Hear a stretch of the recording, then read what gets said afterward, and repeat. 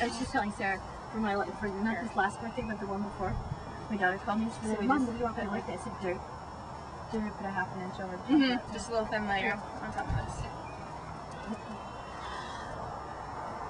So was this one just the basil? That's basil, yeah. Okay. Did you already plant it? Yep. Yeah. Okay. I already put dirt over it and everything. Yeah. So just for future reference, this one could have been a little bit higher. Higher? Yeah, just because you could have used more soil, but it's not going to hurt it. Is there enough dirt in mine? Like, for... Yeah, that's good. Yeah, because hers is only halfway. But there's enough for the roots of the plants?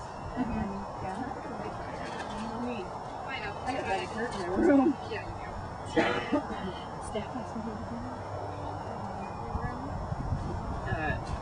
There's some plants. Actually, they have one in the Okay, so did we all get the thin layer? Yes. Okay, so with the cilantro, as I said, just wants less sunlight, and then the next one is you need to water it more thoroughly. It just needs more water. When you do water it, you don't have to necessarily water it more frequently, like water them the same day, but just do the cilantro more. And then, so this one will be ready in about 5 to 6 weeks. And so now let's talk about what you're going to do when you're actually ready to harvest it and eat it when it's time. For the basil, there's going to be some stems, and I have a picture somewhere.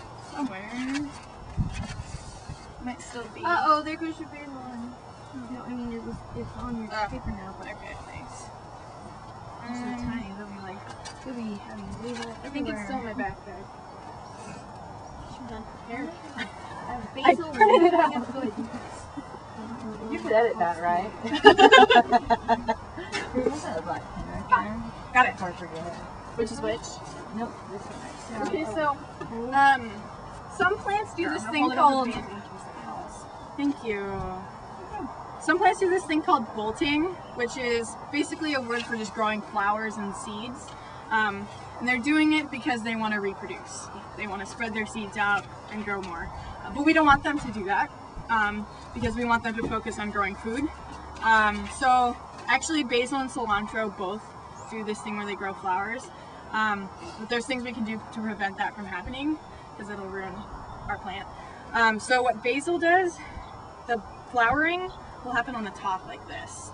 Oh wow, okay. So it looks pretty, and it's like, oh, I want to keep that, but you don't want to keep it because the plant is putting all its energy into growing the flower instead of making big, healthy leaves. So when your basil starts doing this, and it's going to do this all throughout the growing process, you just want to tear off that part just with your finger, just from the very bottom of the flowers, just tear them off. Can we replant these flowers to make more basil? Yeah, you could, but you'd have to dry out the seeds. It's a process. Is it? So it's easier just to buy can't seeds. Just bury it. No. Okay. Yeah, we want to dry it out a little. You would have done that though. Oh, really? Yeah, yeah, definitely throw them in the compost. And then when after it's been 9 weeks, we're actually going to pull off parts of the stems. So there's going to be a bunch of branches, right? And you're just going to pull off the whole stem, and there's going to be several leaves on it. So don't pluck the individual leaves off of basil, because then it won't grow anymore. You got to pull off the whole stem so another stem will grow. And then you're probably going to pull off about 1/4 of the stem, so 1/4 of the stems. And you want to do it, yeah. And every week you want to do it. So once a week go in and pull off about 1/4 of the stems. So you'll have a constant supply of basil. We'll have to get together. Yeah, any questions about that? Basil. So just pull off the stem, yeah. It grows back. Yeah. It's not an animal, it's a plant. Oh, a plant. You can have Adri do it. Yeah, I'm in with him. Yeah, I started doing it with pen and I thought, wow, I will get to. What was this one? I forgot. That one was biggest your basil. The big one is the basil, the small one's the cilantro. Oh, actually, I think mine. The only reason I didn't remember that is because my basil's here, my cilantro's here.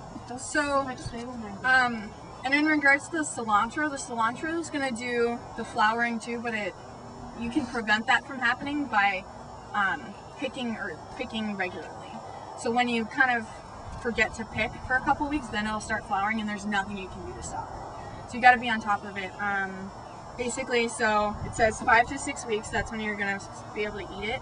And so if you say this is the cilantro plant, for we're gonna cut off the top third, which is what I wrote, every week. So every week you're gonna go in and harvest your cilantro, and you're gonna cut off the part with the leaves on it. So the leaves are up here, and you're just gonna cut all of it off. So it'll just be stems sticking up? Mm-hmm. The stems will keep growing back, and more leaves will come, and then cut it off again. Smells so good. Yeah. So you just gotta make sure you're doing it every week, or else it'll start flowering. And then it'll get really sour and gross. You'll have to do a new one. Cool? But I want it to smell like cilantro. I love And- the smell of cilantro. It has its own odor. It's delicious. If you guys end up coming down here and working at the farmer's market, we have an abundance of tomatoes during the summer, and they're the best tomatoes. So you'll have all the ingredients to make salsa. All right. Yeah, it's awesome. Cool. So when you guys get home, just be sure to water. And then also, I'd recommend putting a plate underneath so there's no drippage. Could you do like aluminum foil so we don't waste our plates? Yeah, you can do it. Yeah. It's gonna be my son. He's gonna pull it. It's gonna break. Cool. Zing. Okay, so now we're gonna do some fun stuff. We're gonna do peas.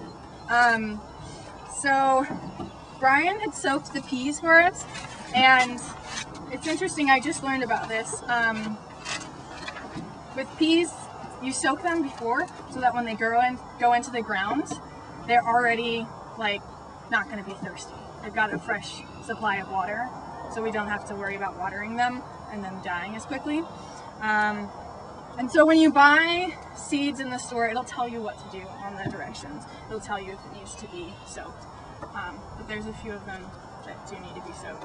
And peas we're going to plant straight into the ground because they don't mind being cold and they can grow pretty easily. Whereas the things we did in here need to be planted inside. Cool? Okay. Let's go.